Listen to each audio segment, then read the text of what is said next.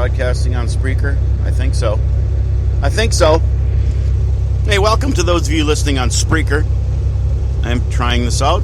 Looks like a few of you have found me, which is kind of cool. Also broadcasting on iPadio right now.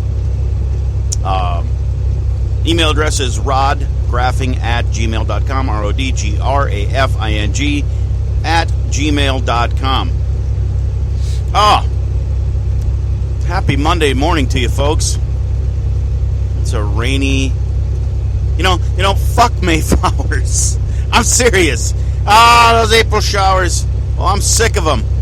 Jesus, we've had nothing but gloom, doom, despair, rain, slop. I need some sunshine up here in the North Country. On to the news of the day, of which there is plenty. By the way, if I'm a bit off today, it's because, excuse me, I'm in a different truck this morning. My truck is broke down, so I'm in a strange truck. Might be a little quieter, actually, now that I think about it. Not as much background noise. Well, looks like we're sending another 250 special forces into Syria to take care of some shit. There's 50 there now. Be another 200 or another 250. I'm not quite sure by the news reports whether the total then is 300 or 250, but it really doesn't matter, because as I hear it, all I can think about is Vietnam. Remember Vietnam? If you're pushing 50 like yours truly, you remember all the advisors that were sent to Vietnam. I was very young, obviously. I learned most of this from history, not by watching Walter Cronkite on the nightly news, although I do remember that as well.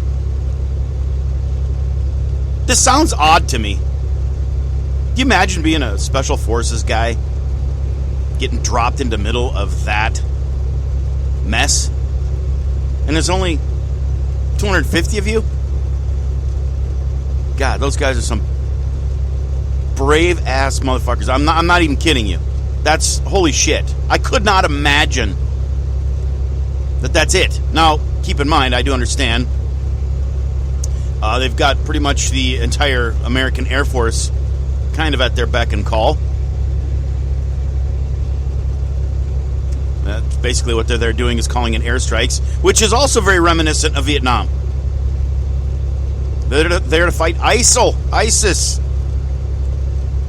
While the Russians, who were supposedly going to pull out but didn't, surprise, surprise, are fighting the anti-regime forces of Bashar al-Assad, who are the guys that we're trying to get to train to fight. What? Does this make any sense to anyone? Because it really doesn't to me. I'm sorry. I'm just a little bit perplexed by this strategy. Will it work? I hope so. Oh, I hope so. I really do.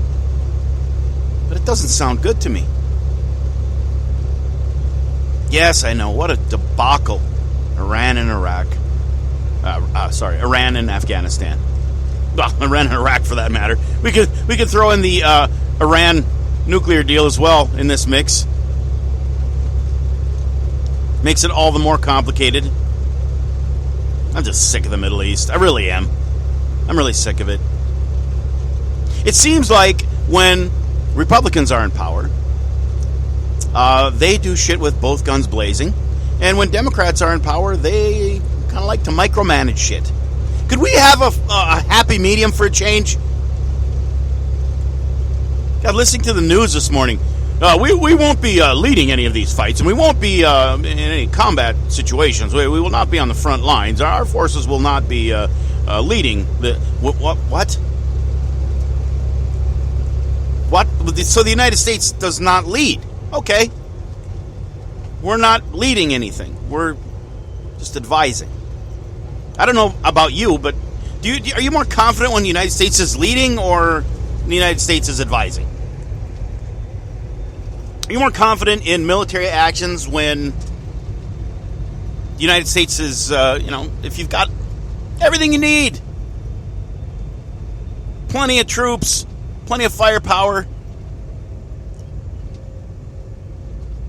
250 guys, and we're going to get a bunch of Syrian Arabs we're going to convince them to go fight while we sit and watch?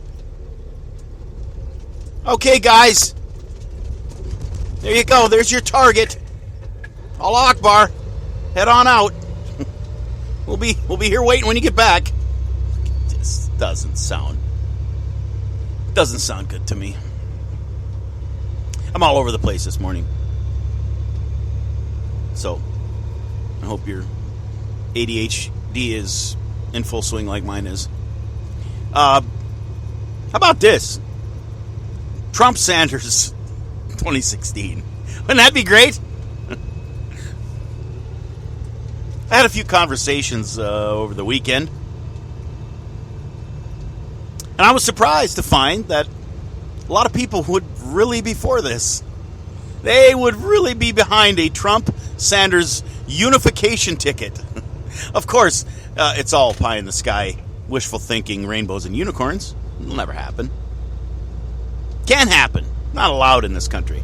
We can't have something that novel and revolutionary take place where the two guys with the most extreme views on either side unite to try and find some kind of a happy medium. Although it would serve the electorate probably the best. So you think? I mean, granted, who's going to be vice president? Well, it'd have to be Bernie, I would think. He's not the front runner on the Democrat side, but still keeps him in the limelight. I don't know, just some interesting food for thought. It'll never happen, I know that. But I was surprised that the support that whole premise got. Yeah, I'd love to see, God, I'd love to see that. So most people said, God, I'd love to see that. That'd be awesome. And of course, now we've got Cruz and Kasich joining forces to fight the evil Donald Trump. Dun, dun, dun, dun, dun, dun. It's like fucking Star Wars. It really is. Two guys who've spent the better part of the last couple of months beating the shit out of each other. You know, we got to join forces here if we're going to do anything. We got to beat Donald Trump. Oh my God. There's patio furniture all over the road. Is that what that is? What is that? No, it's a bathroom shelf. Oh, that's too bad. Somebody's bathroom shelf is shattered all over the highway. The funny stuff you see out on the road, folks. You know, middle of a phone cast, podcast, whatever you want to call it. Oh, God, there's more shit up here. What is this now? This is a giant bag of... Oh, God, there's fucking shit everywhere. Holy fuckaroli. Somebody's entire bathroom, there's a vacuum cleaner and a fucking potted plant. Jesus. Sorry.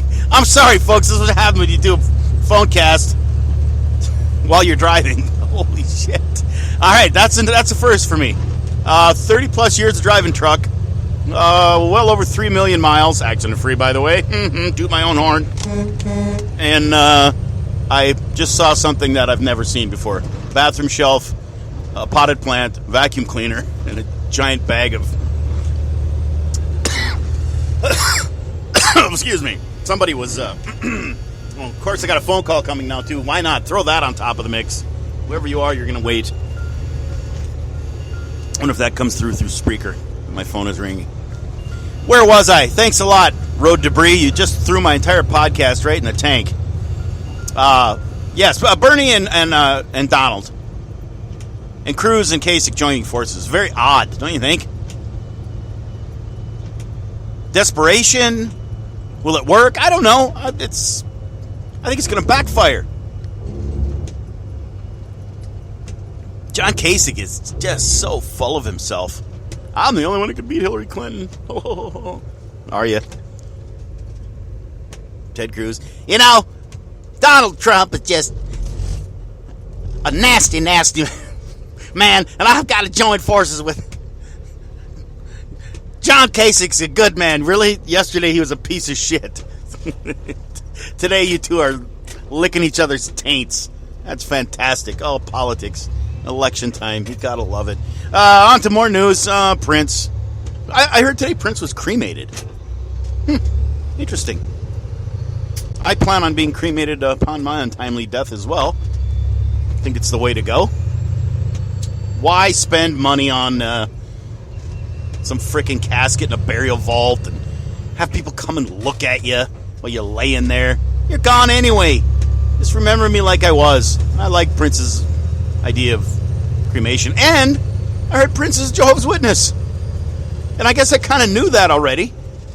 But I forgot about it till I heard it on the news today. It's like, yeah, Prince. It was CeeLo Green. None other than, I've been driving around town. Oh, no, that is not. I see you driving around town with the girl I love. And I'm like, forget you. Sorry, I'm feeling a bit wacky this morning. Just bear with me. CeeLo Green talking about Prince. Mentioned a lot of the humanitarian stuff that Prince has done in his lifetime. And then mentioned that he was a devout Jehovah's Witness. And I went, that's right, he was a door knocker. I wonder if little Prince Rogers Nelson ever went out with mom and dad and knocked on doors and pissed people off. You imagine that?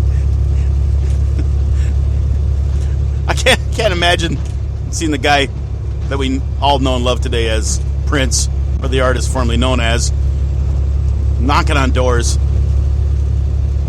The Watchtower. Well, you know, come to think of it, Jimi Hendrix, also a Jehovah's Witness. I don't know what that had to do with anything, but just a little bit of trivia there for you on a fantastically rainy, shitty Monday morning. Let's see what else I got to cover here.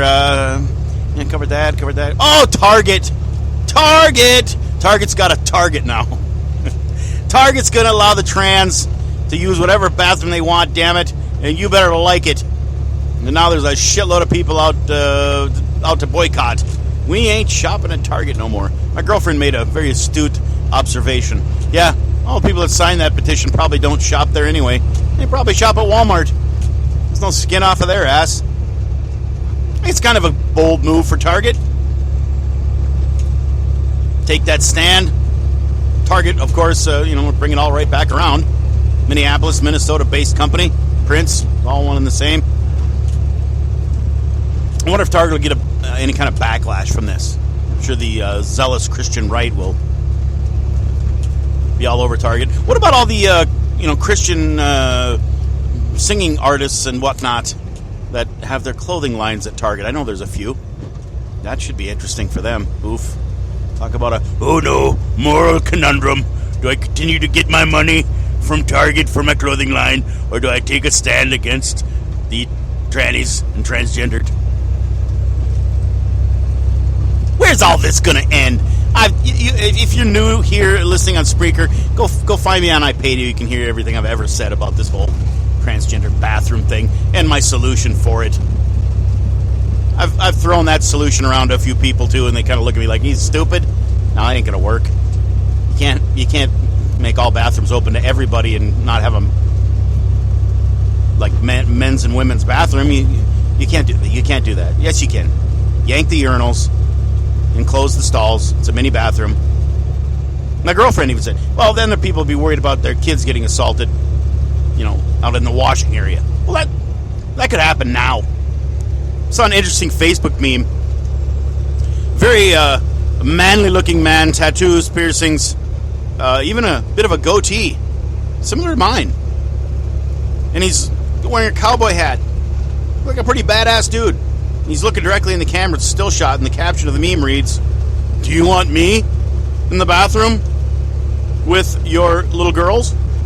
And it was a woman who now is transitioned to a man, obviously through the help of medical science, because we all know women don't grow beards, right? We all know that. If you got a beard, Chaz Bono, it's because you're taking some kind of hormone therapy. You don't just get that way just because you woke up tomorrow morning and you went, I feel like a man today. You don't just grow a beard.